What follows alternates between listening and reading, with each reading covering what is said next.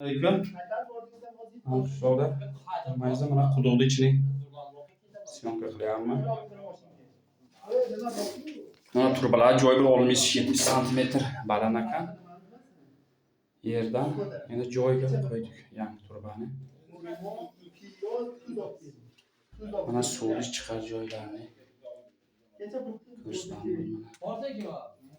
Suvni ko'zi mana bu yerda ekan. Mana shu yerdan suv kelyapti.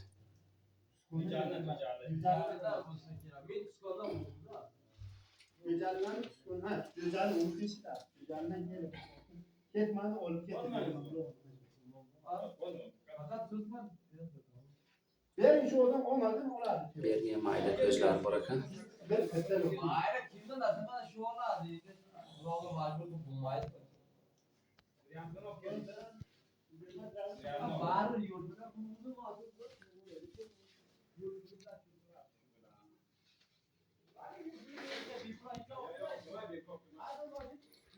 Tomonlar o'zi tova ekan, tovaga tosh qalab chiqqan ekan bu yondan.